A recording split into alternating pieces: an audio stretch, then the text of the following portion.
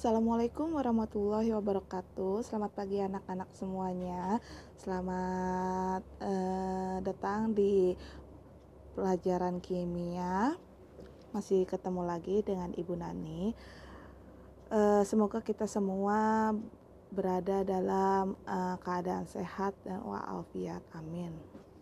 Oke anak-anak, kita akan masuk ke materi yang baru ya di kelas 12.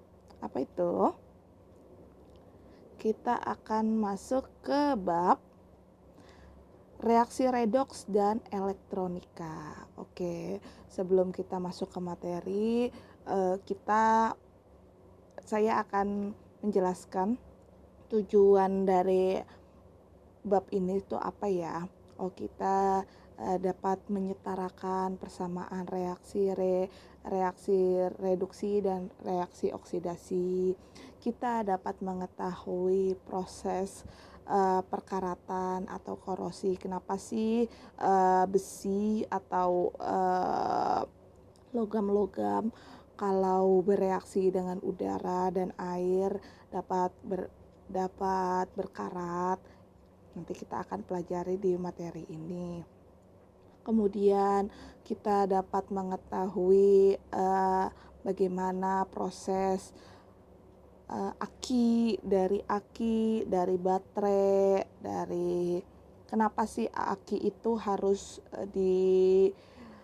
disetrum dulu baru bisa dipakai. Kenapa baterai itu tidak disetrum dulu baru dipakai, bisa langsung digunakan. Nah, itu kita akan mempelajarinya di bab ini. Oke.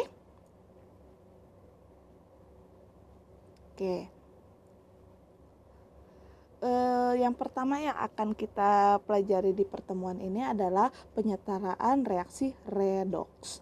Redoks itu redoks itu singkatan dari reaksi reduksi dan oksidasi. Reduksi dan oksidasi. Oke. Mohon maaf ya kalau misalnya tulisannya agak kurang jelas. Nanti di buku paket kalian juga ada penjelasannya dengan jelas. Nanti saya akan memberikan keterangan di bagian mana di buku paket kimia kita. Oke.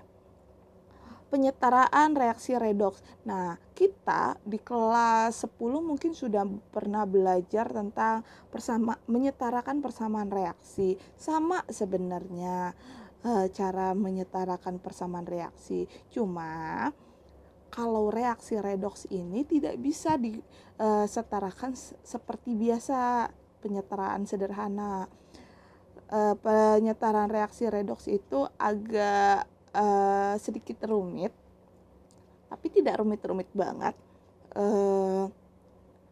Dan reaksi redoks ini tidak bisa menggunakan penyetaraan reaksi sederhana, sehingga ada cara-cara penyetaraan reaksi redoks yang lebih mudah. Ada dua cara. Yang pertama, cara reaksi dengan cara bilangan oksidasi, perubahan bilangan oksidasi, atau biasa kita singkat dengan PBO. Oke, saya hapus dulu ya. Bagaimana caranya? Yang pertama, ada beberapa step untuk menyetarakan persamaan reaksi redoks dengan cara perubahan bilangan oksidasi.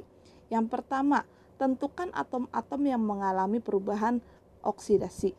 Yang kedua, setarakan atom-atom perubahan yang bilangan oksidasinya. Yang ketiga, tentukan jumlah kenaikan dan penurunan bilangan oksidasi.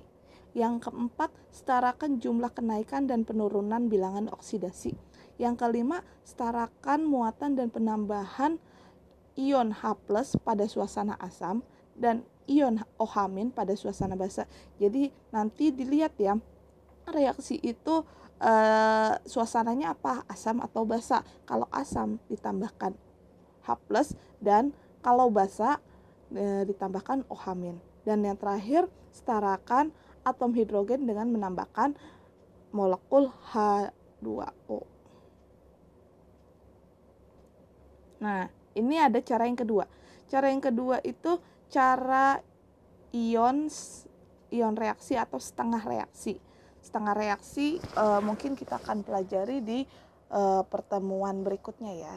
Tidak bisa sekaligus di pertemuan ini.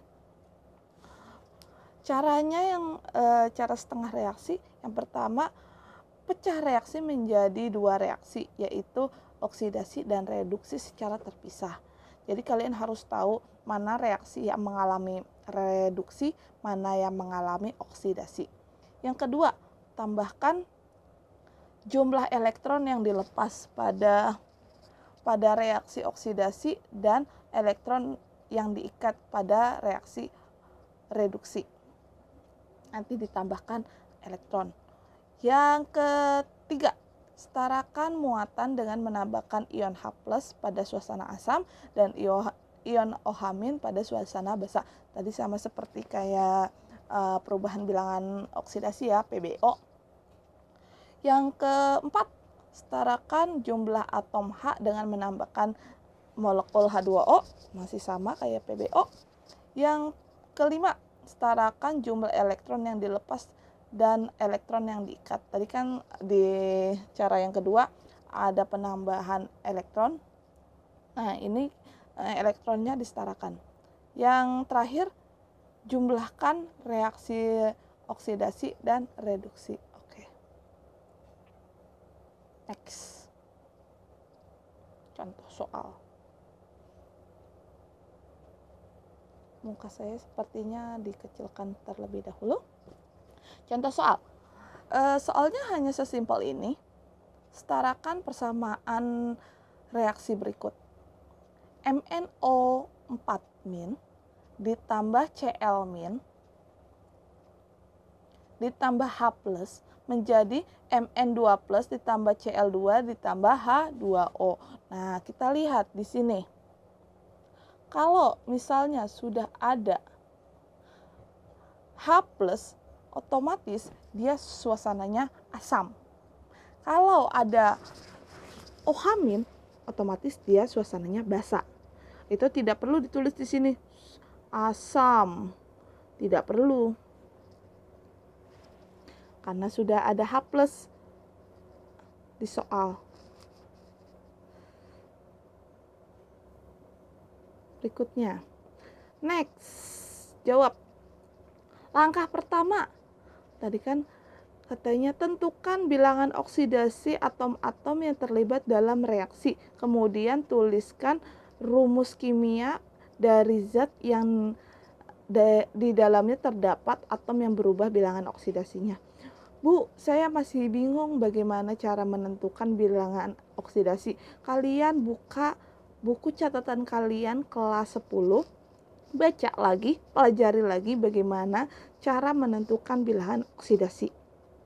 Karena di kelas 12 tinggal pengaplikasiannya, bagaimana menentukan bilangan oksidasi itu digunakan untuk menyetarakan persamaan. Oke. Nah, berikutnya kita lihat di sini. Di sini MnO4 ditambah Cl- ditambah H+ ditambah Mn2+ ditambah Cl2 ditambah H2O, kita satu-satu tentukan bilangan oksidasinya. MnO4- yang ditentukan bilangan oksidasinya pertama O berapa bilangan oksidasinya? -2 karena dia golongan 6. -2.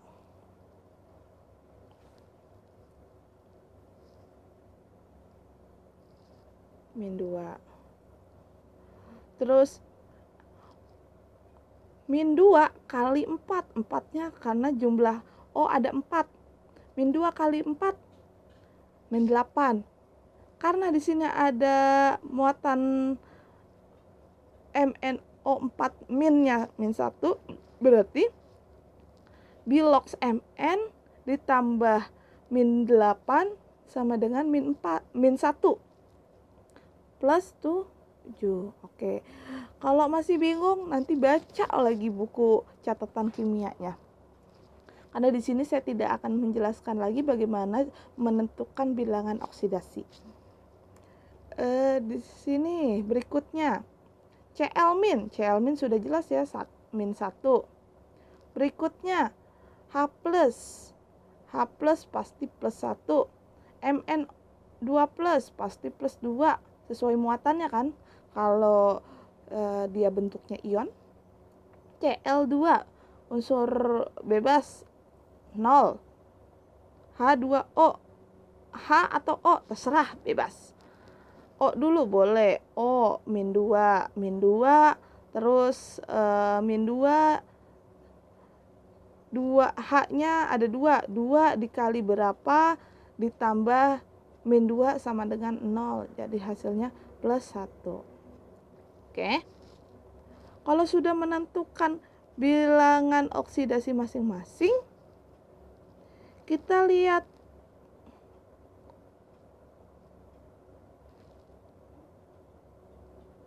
yang berubah siapa sih bilangan oksidasinya. Kita lihat. Ada nggak yang berubah? Ada. Mn tadinya plus 7 menjadi plus 2. Cl dari min 1 menjadi 0. Berarti yang berubah biloxnya Mn dan Cl. Langkah berikutnya adalah setarakan jumlah atom-atom yang berubah bilangan oksidasinya dengan mengubah koefisiennya. Kemudian tentukan jumlah bilangan oksidasi dari atom-atom tersebut. Oke, kita lihat. Yang tadi yang berubah itu kan Mn dan Cl. Ya kan?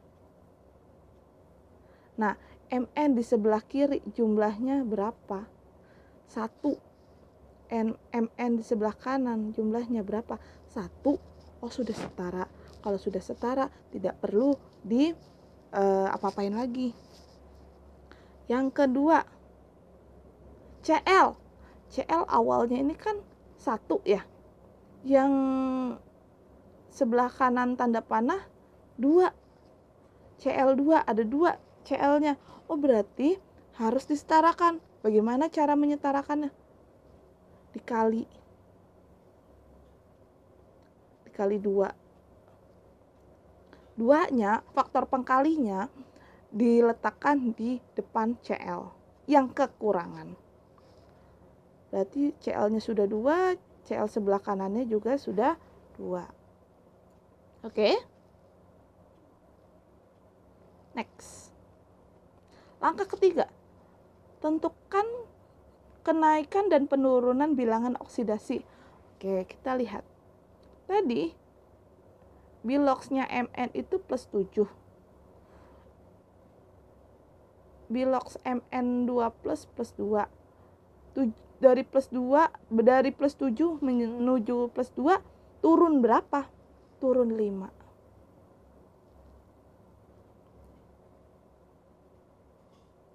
Tadi Cl-nya sudah dikali 2.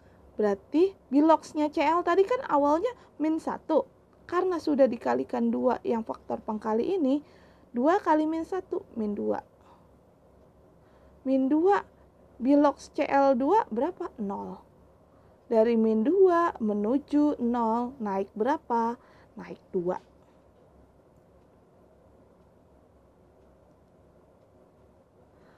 Next.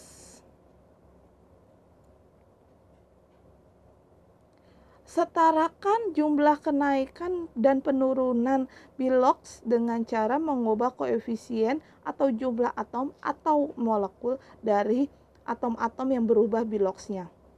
Tadi kan kalau Mn turun 5, Kalau Cl naik 2. Ya udah, supaya disetarakan 5-nya kali 2, 2-nya kali 5. Nah, faktor pengkalinya ini harus diletakkan di depan molekul atau ionnya. 2, berarti 2 sini. Oh, Mn yang ini, Mn yang 2 plus juga harus dikali 2. Terus, kalau yang Cl kan harus dikali 5, tapi di sini udah 2, berarti 2 kali 5, 10, tulis 10. Terus, Cl2 masih 1 kan di sini. Nah, 1-nya dikali 5, berarti 5 Cl2. Kalau misalnya di depannya sudah ada koefisien, ya udah dikalikan lagi dengan koefisiennya, faktor pengkali tadi. Next. Yang berikutnya saya pindahkan dulu mukanya.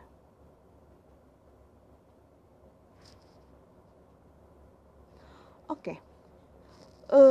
Langkah yang kelima, hitung jumlah muatan setiap ruas. Jika belum setara,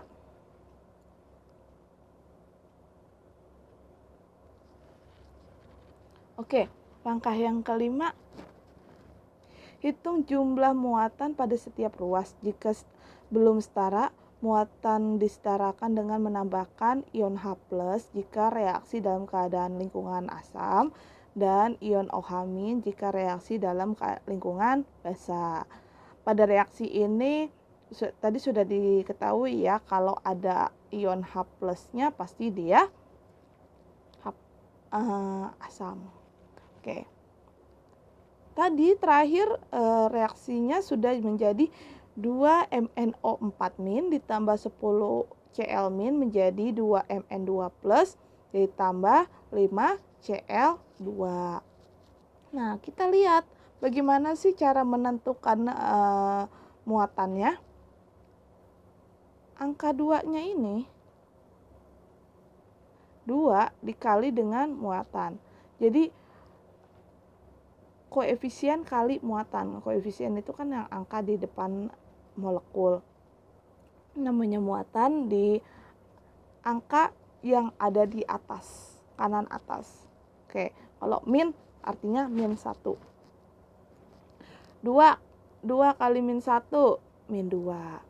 10 kali min 1, min 10. 2 kali plus 2 plus 4. 5 kali Cl2 gimana, Bu? Cl2 berarti tidak ada muatannya. 0 muatannya. 5 kali 0, ya 0. Oke? Nah, kita lihat. Kita jumlahkan muatan yang ada di ruas sebelah kiri dengan ruas yang sebelah kanan. Ruas yang sebelah kiri muatannya min 2 dan min 10. Min 2 tambah min 10, min 12. Yang sebelah kanan plus 4 tambah 0, plus 4. Oke. Sekarang gini, selisihnya plus 12 dan min 12 ke 4 berapa? Selisihnya itu ada 16. Oh, berarti kita harus menambahkan, yang ditambahkan kan ion H+. Plus berarti sesuatu yang positif. Nah, yang kita mau lakukan adalah menyetarakan, menyamakan muatan. Kalau misalnya yang kita mau tambahkan itu adalah sesuatu yang positif, berarti kita harus menambahkan di sisi yang negatif. Betul nggak? Betul nggak? Tuh, kedengaran suara. Jawaban betul, Bu. Gitu.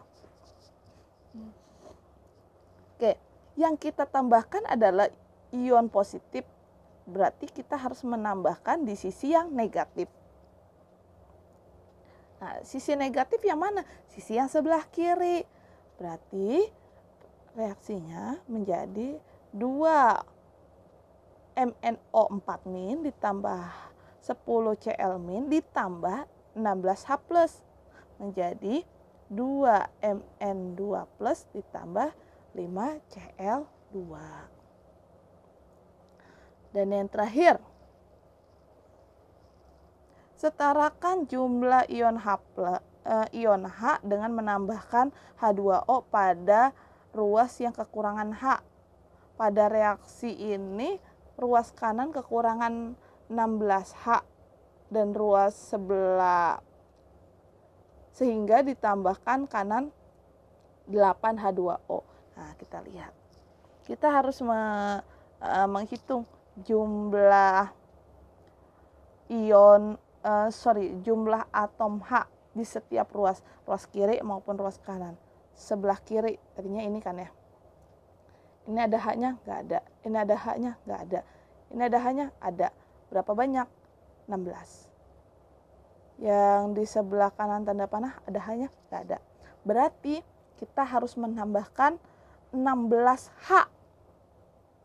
Di sebelah mana? Di sebelah yang kekurangan. Yang mana yang kekurangan? Ya kekurangan ya yang sebelah kanan lah. Karena yang sebelah kanan tidak ada H+. Tidak ada ion H. Yang kita tambahkan adalah senyawa H2O. Dalam satu senyawa H2O terdapat 2 atom H. Berarti yang kita mau nambahkan 16H. Jumlah atomnya 16H. 1 H2O mengandung 2. Berarti kita tambahkan, yang kita tambahkan hanya 8 H2O. Kenapa? Karena 8 H2O memiliki 16 atom H. 8 kali 2. 16. Next. Nah, mungkin udah sampai situ aja. Jadi selesai nih menjawab pertanyaannya. Tadi pertanyaannya MnO4- ditambah Cl- ditambah H+ menjadi Mn2+ ditambah Cl2. Bagaimana penyataan reaksinya? Jawabannya ini. 2MnO4- ditambah 10Cl- ditambah 16H+ menjadi 2Mn2+ ditambah 5Cl2 ditambah 8H2O. Oke. Mungkin sampai sini aja untuk pertemuan kali ini.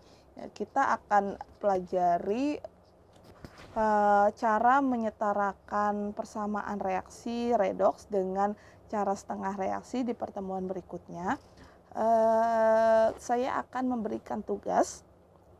Tugasnya nanti ada di kolom tugas Google Classroom. Oke, terima kasih. Kalau misalnya ada yang ingin bertanya, silakan tulis di komentar Google Classroom atau langsung japri via WhatsApp boleh. Oke, terima kasih. Assalamualaikum warahmatullahi wabarakatuh. Sampai jumpa.